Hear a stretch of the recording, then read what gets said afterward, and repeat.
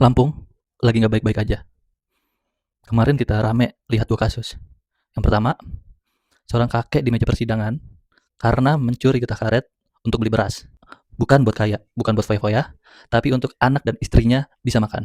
Dan satunya lagi, penjual ayam geprek di Metro yang harus meninggal ditembak penagih hutang. Yang bikin makin sedih, korban adalah seorang ASN. ASN, tapi harus tetap jualan ayam geprek untuk menambah penghasilan. Mirisnya, korban terlilit hutang sebesar 1 juta di bank keliling atau yang biasa disebut bank emok maupun lintah darat. Sementara pelakunya, pemuda umur 19 tahun dari Lampung Utara. Umur yang harusnya masih menyusun masa depan, malah udah pegang senjata api. Kalau dipikir-pikir, 2 kasus ini beda. Tapi akarnya kayak mirip. Sama-sama hidup yang makin susah. Yang tua tetap harus kerja di usia senja untuk bertahan hidup.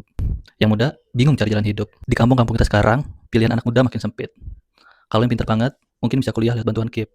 Kalau yang orang tuanya mampu, bisa kuliahin anaknya sampai sarjana. Kalau yang punya uang lebih, ada yang bilang bisa masukin anaknya jadi ASN. Nah, kalau yang nggak punya apa-apa gimana? Dalam ilmu sosial, ada namanya strand theory dari Robert Merton. Intinya, kalau tuntutan hidup besar tapi jalannya sempit, sebagian orang akan memilih jalan yang lain. Kadang-kali jalan yang dipilih jalan yang salah. Orang dituntut untuk sukses, dituntut punya uang, dituntut untuk bertahan hidup.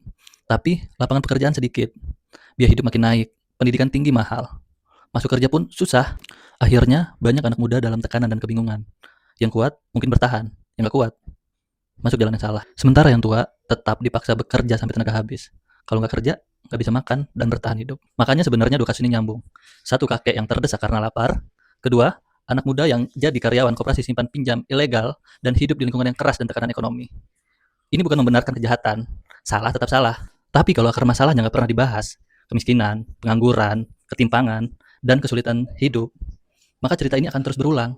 Dan sedihnya, biasanya korbannya orang kecil.